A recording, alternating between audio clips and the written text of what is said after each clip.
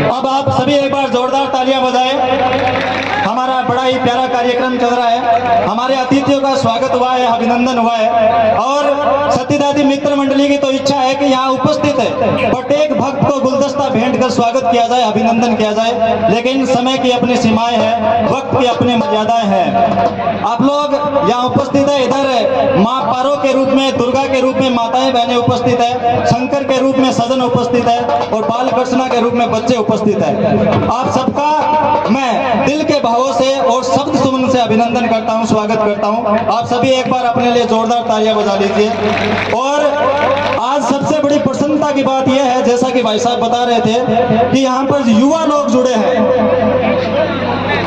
युवा लोग इस कार्यक्रम में उपस्थित है, ये सबसे बड़ी बात है। जब कलयुग की आंधी में देश और दुनिया भगवान से दूर होती जा रही है, ऐसे हालात में युवाओं का भगवान के साथ जुड़ना बड़ी प्रसन्नता की बात है, वरना जवानी के ज्वार में कौन ईश्वर को याद करता है। मैंने एक राम कथा में आदरणीय गुरुजी राजेश्वरानंद जी महाराज के मुखारविंद से सुना था कि प्यास लगती है तो पनघट की याद आती है, लाज लगती है तो घूंघट की याद आती है। प्यास लगती है तो पनघट की याद आती है, लाज लगती है तो घूंघट की याद आती है। और बड़ी गमगीन कहानी है जिंदगानी की, उम्र ढलती है तो मंदिर पट की याद आती है, उम्र ढलती है तो मंदिर पट की याद आती है। लेकिन ये बुच्चावास में सतीदादी माँ की परंपरा है, बाबा अग्निनाथ जी की तपोभूमि की परंपरा है, इस गांव की माटी की तासीर है कि आप भजनों के साथ जुड़े हैं, बड़ी प्रसन्नता की बात है। और आज के युवा का भजनों के साथ जुड़े रहना भी बहुत जरूरी है, क्योंकि आज का युवा तनाव से गुजर रहा है, संघर्ष से गुजर रहा है, द्वंद्व से गुजर रहा है। आज के युवा में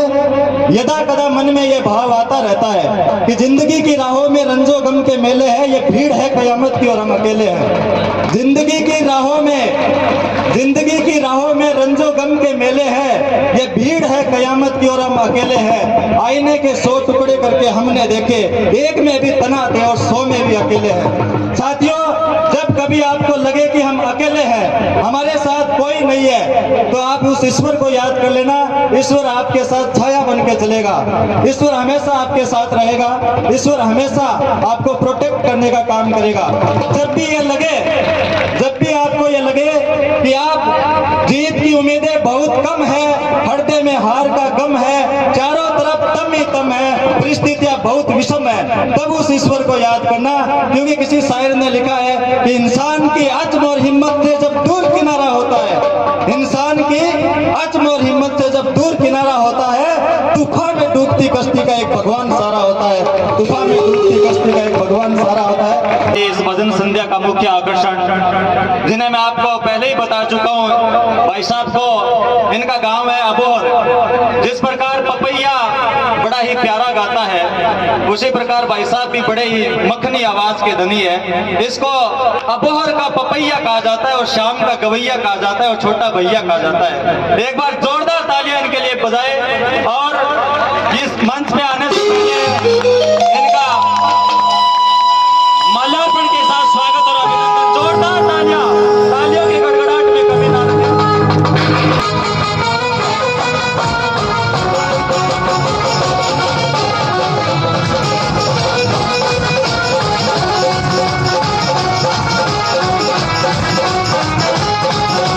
क्या बात है, जोरदार तालियां हमारे म्यूजिशियन के लिए एक बार बजा दीजिए, जिन्हें जीवन में एक बार प्रभु का प्यार मिलता है, उन्हें बस आंसुओं के हार का उपहार मिलता है।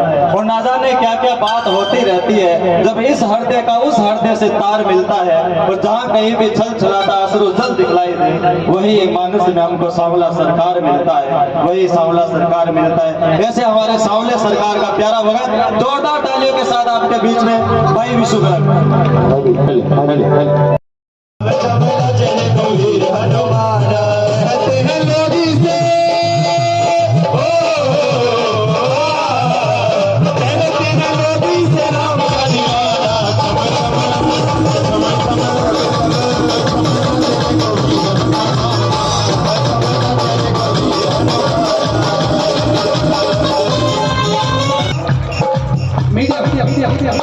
मन की बात सावरी है, आज सुना कर दे